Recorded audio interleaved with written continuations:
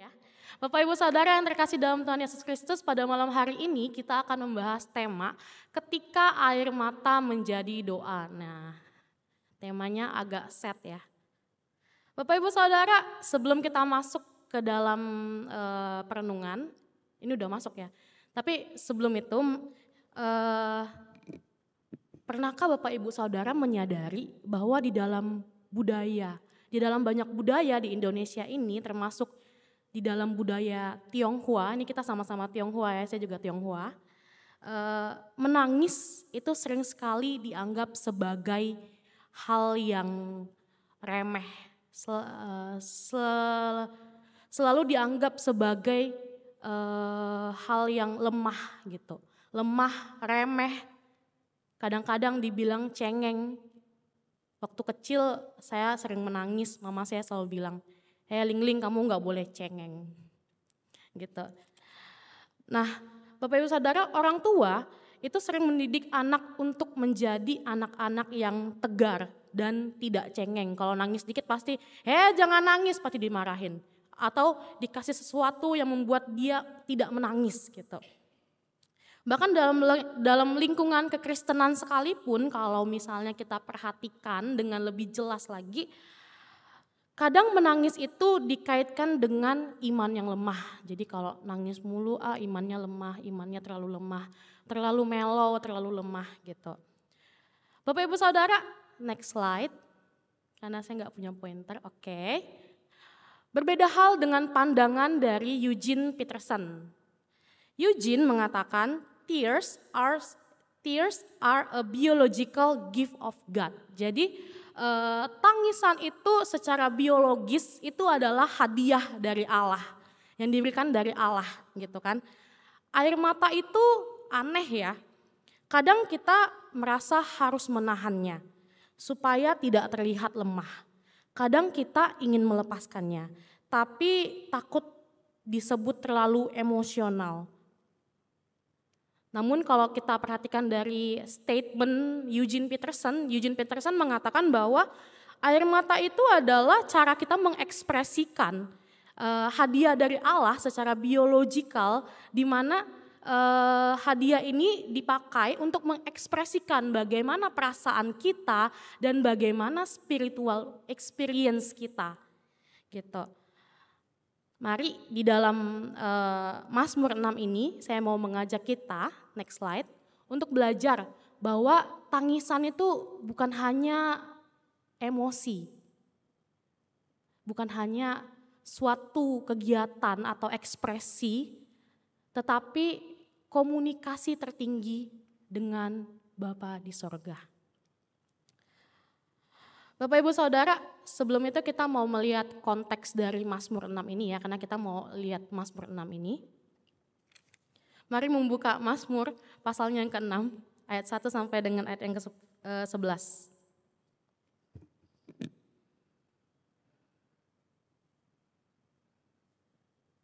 Sudah mendapatkannya?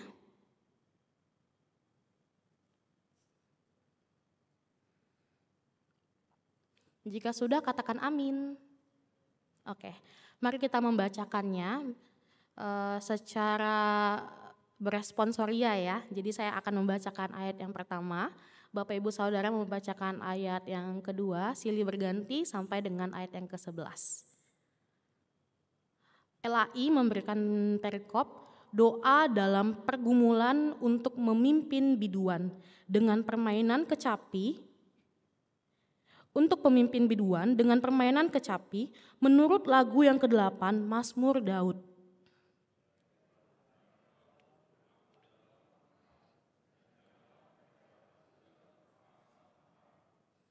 Kasihanilah aku Tuhan, sebab aku merana. Sembuhkanlah aku Tuhan, sebab tulang-tulangku gemetar.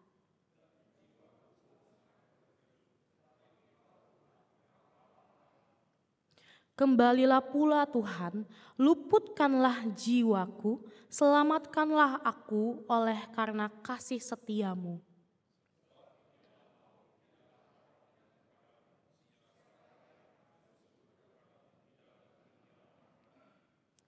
Lesu aku karena mengeluh, Setiap malam aku menggenangi tempat tidurku dengan air mata dan aku membanjiri ranjangku.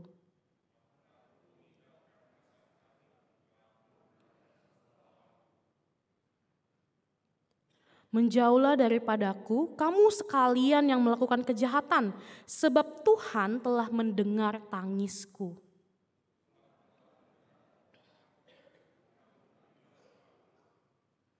Semua musuhku mendapat malu dan sangat terkejut, mereka mundur dan mendapat malu dalam sekejap mata. Bapak Ibu Saudara, kalau misalnya kita perhatikan di dalam Mazmur 6 ini, next slide. Ya, Mazmur ini merupakan Mazmur ratapan yang ditulis oleh Daud ya, kelihatan ya Mazmurnya Daud gitu, berarti ditulis oleh Daud. Bapak Ibu Saudara, banyak penafsir yang menafsirkan bahwa Mazmur ini ditulis oleh Daud pada saat ia mengalami penyakit fisik gitu. Jadi ada penyakit fisik yang dia rasakan gitu. Bisa dilihat dari Mazmur pasal 6 ayat 3 sampai 6 gitu kan, di situ dia katakan tulang-tulangnya gemetar, terus bahkan dia takut untuk menghadapi kematian gitu. Berarti ada sakit fisik yang dia rasakan. Bapak Ibu Saudara, ada juga beberapa penafsir yang mengatakan seperti Gerd Theissen yang mengatakan bahwa bahwa Daud ini mengalami kondisi psikosomatis. Artinya stres atau tekanan batin, rasa bersalah yang membuat tubuh ini benar-benar sakit. Di sini adakah yang pernah sakit asam lambung? Angkat tangan. Iya, ada ya. Biasa asam lambung itu disebabkan oleh apa? Stres ya.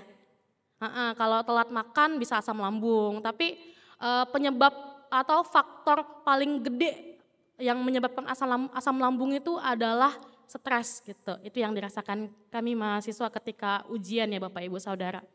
Stres. Saking stresnya sampai asam lambung. Bapak Ibu Saudara, banyak yang mengaitkan Mazmur ini dengan situasi Daud yang dikejar oleh Absalom. Kalau kita lihat konteks-konteks di belakangnya, melihat Daud dikejar oleh musuh dan musuhnya itu yang kalau kita lihat perhatikan di bawahnya, dicatat kakinya dikejar oleh musuhnya itu adalah anaknya sendiri, yaitu si Absalom. Terus akibat dari dosa masa lalunya. Daud ini bukan hanya sakit secara fisik ya kalau kita bisa lihat ya, tapi juga tersiksa secara mental dan rohani. Bapak Ibu Saudara bisa membayangkan bagaimana situasi dan kondisi ketika Bapak Ibu Saudara mau dibunuh oleh anak sendiri. Agak nyesek ya.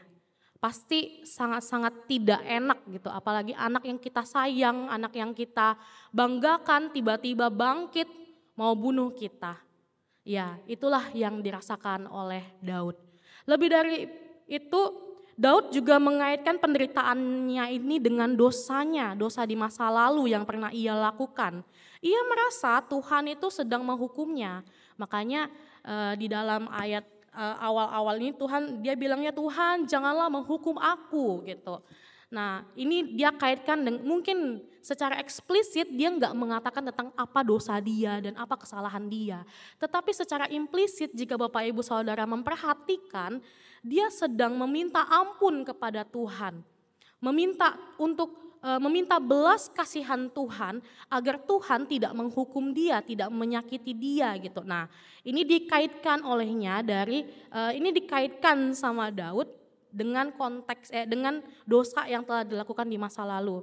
Bapak Ibu Saudara, mungkin sekarang kita akan mengatakan bahwa penderitaan kan bukan karena perbuatan kita, bisa jadi gitu kan, tapi pada masa itu, pada masa orang Israel, pada masa zaman-zaman Israel gitu kan, mungkin itu yang mereka pikirkan, itulah yang mereka rasakan gitu. Ketika mereka mendapat hukuman, ketika mereka mendapatkan hal-hal yang tidak enak, mereka akan mengkaitkan itu dengan dosa-dosa mereka. Nah, Bapak Ibu Saudara, bahkan sampai zaman Tuhan Yesus pun, hingga sampai gereja mula-mula, pemikiran seperti itu tetap ada, sehingga Mazmur ini digunakan oleh gereja mula-mula sebagai liturgi pengakuan dosa.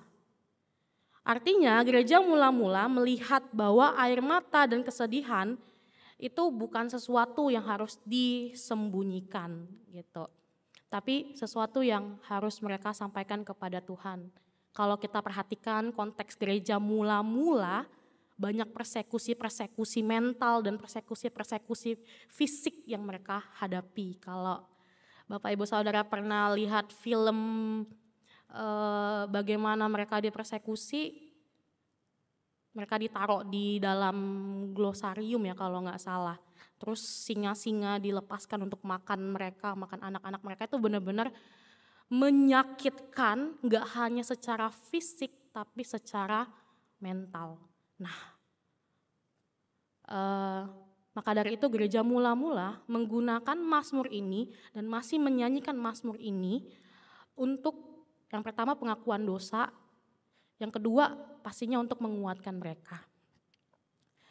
Bapak Ibu Saudara, mari kita melihat bagaimana air mata yang ada di dalam Mazmur 6 ini dapat menjadi doa yang tertinggi kepada Bapa.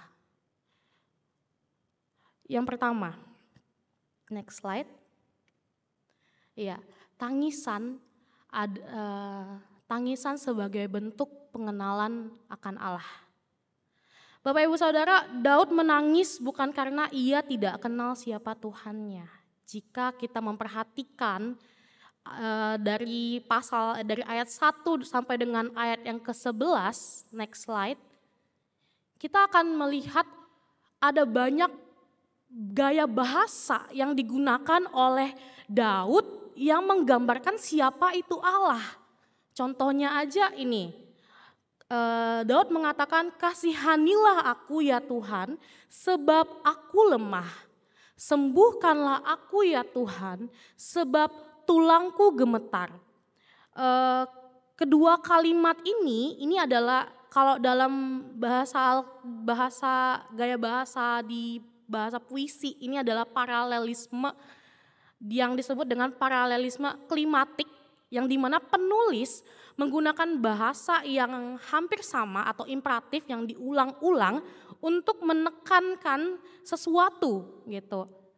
Nah, di sini yang ditekankan adalah kasihanilah aku, sembuhkanlah aku. Artinya penulis ini sedang menekankan kasih Allah yang begitu besar di dalam hidupnya. Bagaimana tidak? Kalau misalnya Bapak Ibu perhatikan ke belakang bagaimana kehidupan Daud sebelum dia menjadi raja Israel. Kan Daud dikejar-kejar juga tuh sama Saul. Kalau kita baca di Samuel, di mana Tuhan itu berkali-kali menyelamatkan Daud. Padahal sedikit lagi Saul bisa membunuh Daud. Tapi banyak sekali pertolongan-pertolongan Tuhan yang dirasakan oleh Daud. Inilah yang menjadi latar belakang mengapa Daud secara klimatik atau penekanan bisa mengatakan bahwa Tuhan kasihanilah aku, sembuhkanlah aku. Enggak hanya ini Bapak Ibu Saudara, tapi ada juga paralelisme sintesis dan antitesis yang dipakai oleh Daud dalam menggambarkan siapa itu Tuhan. Di dalam paralelisme sintesis, Daud mengatakan bahwa segala sesuatu yang baik itu terjadi karena Tuhan. Sintesis itu artinya penyebab, ada sebab, ada akibat gitu. Jadi semua penyebab yang baik yang terjadi di dalam hidupnya itu semua karena Tuhan. Kalaupun ada yang tidak baik seperti ini juga sintesis, ini karena dia lemah. Menjelaskan kelemahan dia, menjelaskan kekurangan dia. Bapak Ibu Saudara perhatikan bagaimana Daud ini mengenal Tuhan. Dia mengalami Tuhan, dia gak hanya mengenal, tapi dia mengalami Tuhan di dalam hidupnya. Dalam antitesis, dia juga mengenal bahwa Allah ini adalah Allah yang murka, artinya Allah yang adil, dan Allah yang maha kasih. Dia tahu kalau dia dosa, Allah itu adil, tapi dia tahu juga Allah begitu mengasihinya. Bapak Ibu Saudara, bagaimana dengan kehidupan kita? Sudahkah kita mengenal siapa Tuhan kita? Sudahkah kita mengalami Tuhan di dalam hidup kita sehingga kita bisa mengenal dengan lebih detail, dengan jelas seperti sebagaimana Daud mengenal Tuhannya dan menggambarkan Tuhannya dengan sangat detail, dengan sangat jelas. Bagaimana dengan kita? Apakah di dalam doa kita sudah mengenal siapa Tuhan kita? Atau banyak dari kita yang masih belum mengenal siapa Tuhan kita? Yang kedua, next slide. Tangisan sebagai kejujuran dan keterbukaan di hadapan Allah. Bapak Ibu Saudara, jika kita perhatikan, next slide. Ya, ini dia. Karena saya masih anak teologi, jadi masih banyak bahasa-bahasa teknis ya yang saya pakai ya. Bapak Ibu Saudara, kalau diperhatikan dari struktur kitab struktur perikop ini, nah biasanya yang menjadi inti dari seruan pemazmur ini adalah kasih setia Tuhan, bagaimana pertolongan Tuhan di dalam hidup mereka dan bagaimana Tuhan di dalam hidup mereka. Namun di sini kalau kita perhatikan pemazmur menjadikan tangisannya yang mendalam sebagai inti dari apa yang sedang ingin dia sampaikan. Ini intinya. Dari struktur, kalau kita lihat dari struktur kalimat, struktur kata, intinya adalah bagaimana dia meluapkan tangisannya. Kalau kita lihat ya Bapak Ibu Saudara, dalam ayat yang ke-8, mataku mengidap. Dalam bahasa aslinya ini asesah. Artinya mataku sampai sipit. Pernah enggak kita nangis sampai sipit mata kita? Saking banyaknya air mata yang kita keluarkan, mata kita sampai udah enggak bisa buka mata lagi. Pernah enggak kita menangis hingga di titik seperti Daud? Bukan hanya sipit, dia mengatakan bahwa matanya juga rabun. Karena saking banyak air mata yang dikeluarkan. Dan ini disampaikannya di dalam doanya kepada Tuhan. Bapak Ibu Saudara, sudahkah kita jujur di dalam setiap doa-doa kita kepada Tuhan? Sudahkah kita menyampaikan apa yang menjadi keluh kesah kita kepada Tuhan? Sedikit kesaksian tentang air mata dan mata sembab. Saya adalah orang yang suka menangis. Satu kali saya mengalami masalah yang cukup berat di dalam hidup saya. Masalah itu bikin saya nggak bisa bangkit. Yang bisa saya lakukan hanya menangis dan menangis dan menangis. Ketika berdoa pun saya hanya menangis. Mungkin inilah yang dirasakan oleh Daud. Daud nggak mampu untuk mengeluarkan kata-katanya, untuk mengeluarkan sepatah kata pun. Yang ia bisa lakukan hanya menangis dan menangis. Pertanyaannya, sudahkah kita jujur di hadapan Tuhan di dalam doa-doa kita? Yang terakhir, next slide. Tangisan sebagai bentuk keyakinan iman yang tertinggi. Mengapa saya katakan demikian? Bapak Ibu, statement saya yang pertama, di statement awal saya, di dalam budaya Chinese, selalu mengatakan bahwa ketika kita menangis artinya kita lemah. Ketika kita menangis artinya kita rapuh. Ketika kita menangis mungkin itu artinya kita kalah. Inilah yang dilakukan oleh Daud. Ketika ia menangis di hadapan Allah, dia menyatakan bahwa dirinya lemah. Ketika dia menangis, dia nyatakan bahwa dirinya tidak mampu. Ketika dia menangis, yang ia nyatakan adalah keterbatasan yang dimiliki olehnya. Sehingga pada akhir dari doa ini, Daud mengatakan atau Daud menyerahkan segala sesuatunya ke dalam tangan Tuhan. Dengan penuh keyakinan iman yang tertinggi. Tidak meninggikan dirinya, tetapi Tuhanlah yang ia tinggikan. Bahkan ia mengatakan, semua musuhku mendapat malu dan sangat terkejut. Mereka mundur dan mendapat malu dalam sekejap mata. Itu semua Daud katakan bukan karena dirinya, tetapi semua hanya karena Tuhan. Maka dari itu, ketika air mata kita menjadi doa, disitulah kita nyatakan bahwa kita kenal siapa Tuhan kita. Tuhan yang adil, tapi Dia adalah Tuhan yang mengasihi kita. Seperti lagu tadi ya, Bapa yang mengasihiku, tahu tetesan air mata. Kita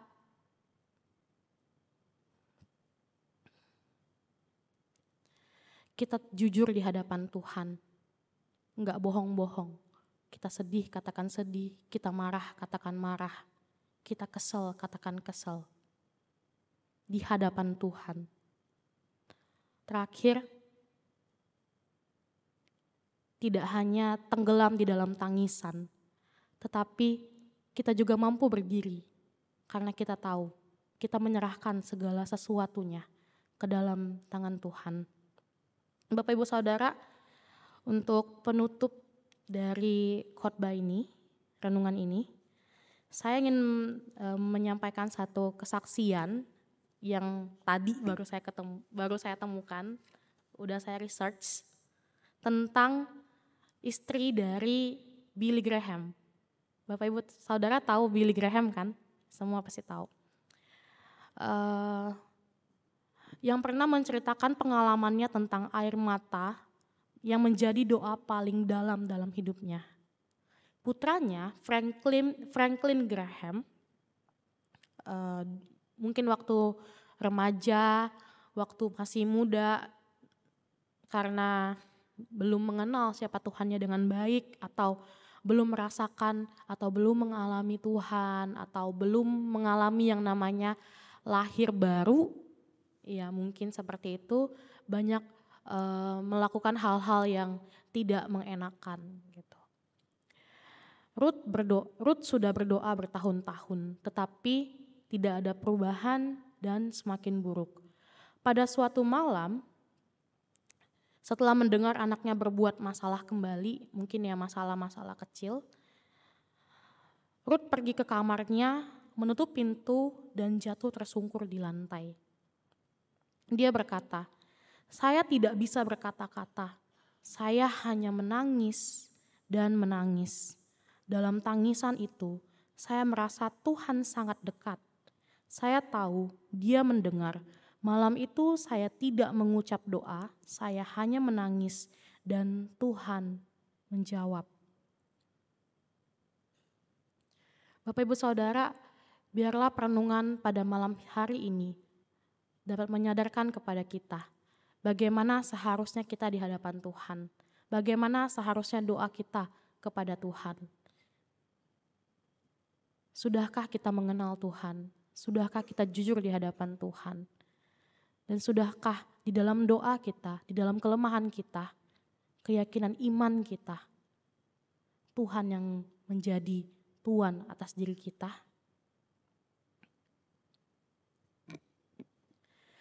Bapak Ibu Saudara, saya tutup khotbah ini kembali dengan kutipan dari Eugene Peterson, next slide. Apa ada?